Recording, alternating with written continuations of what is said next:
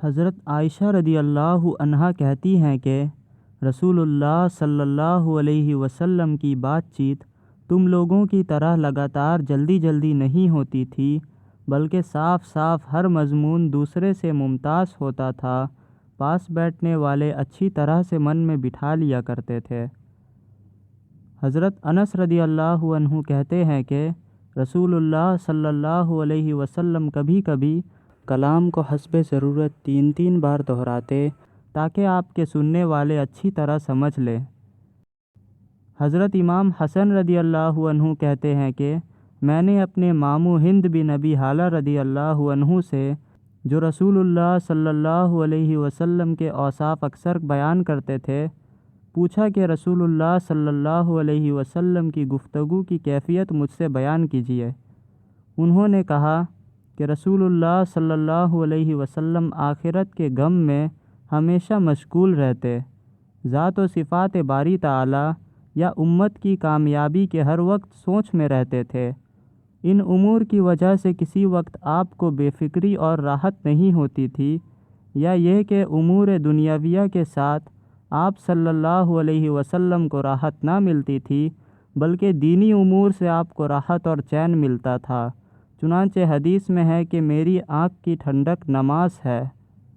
اکثر وقت خاموش رہتے تھے، بلا ضرورت گفتگو نہیں کرتے تھے۔ آپ کی تمام گفتگو شروعات سے انت تک منہ بھر کر ہوتی تھی۔ یہ نہیں کہ نوک زبان سے کٹتے ہوئے حروف کے ساتھ آدھی بات زبان سے کہی اور آدھی وقتہ کے من میں رہی، جیسا کہ موجودہ زمانے کے متکبرین کا دستور ہے۔ جامع الفاظ کے ساتھ، جن کے الفاظ تھوڑے ہوں اور معنی بہت ہوں، کلام کرتے تھے۔ آپ کا کلام ایک دوسرے سے ممتاز ہوتا تھا، نہ اس میں فضول باتیں ہوتی تھیں، نہ کوتاہیاں کہ مطلب پوری طرح واضح نہ ہو۔ آپ نہ سخت مزاج تھے، نہ کسی کی بے عزتی کرتے تھے۔ اللہ کی نعمت خواہ کتنی ہی تھوڑی ہو، اس کو بہت بڑا سمجھتے تھے، اس کی مذمت نہ کرتے تھے۔ البتہ کھانے کی چیزوں کی نہ مذمت کرتے، نہ زیادہ تعریف۔ مذمت نہ کرنا تو ظاہر ہے کہ حق تعالیٰ کی نعمت ہے، زیادہ تعریف نہ کرنا اس لیے تھا کہ اس سے حرص کا شبہ ہوتا ہے۔ البتہ اظہار رغبت یا کسی کی دلداری کے لیے کبھی کبھی خاص چیزوں کی تعریف بھی فرمائی ہے۔ دنیا اور دنیاوی امور کی وجہ سے آپ کو کبھی غصہ نہ آتا تھا۔ البتہ کسی دینی امر اور حق بات سے کوئی ویکتی تجاوز کرتا تو اس وقت آپ کے غصے کی کوئی تاب نہ لا سکتا تھا اور کوئی اس کو روک بھی نہ سکتا تھا، یہاں تک کہ آپ اس کا انتقام نہ لے لیں۔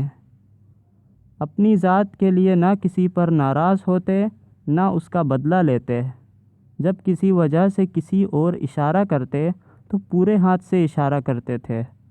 اس کی وجہ بعض علماء نے یہ بتائی ہے کہ انگلیوں سے اشارہ ونمرتا کے خلاف ہے، اس لیے رسول اللہ صلی اللہ علیہ وسلم پورے ہاتھ سے اشارہ کرتے، اور بعض علماء نے یہ تحریر فرمائی کہ رسول اللہ صلی اللہ علیہ وسلم کی عادت شریفہ انگلی سے توحید کی طرف اشارہ کرنے کی تھی، اس لیے غیر اللہ کی طرف انگلی سے اشارہ نہ کرتے تھے۔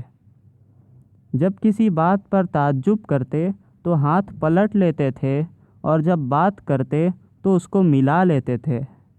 کبھی گفتگو کے ساتھ ہاتھوں کو بھی حرکت کرتے اور کبھی داہنی ہتھیلی کو بائیں انگوٹھی کے اندرونی حصے پر مارتے، اور جب کسی پر ناراض ہوتے تو اس سے منہ پھیر لیتے اور بے توجہی فرماتے یا معاف کر دیتے، اور جب خوش ہوتے تو حیا کی وجہ سے آنکھیں گویا بند فرما لیتے تھے۔ آپ کی اکثر ہنسی تبسم یعنی مسکراہٹ ہوتی تھی۔ اس وقت آپ کے دانت مبارک اولے کی طرح چمکدار سفید ظاہر ہوتے تھے۔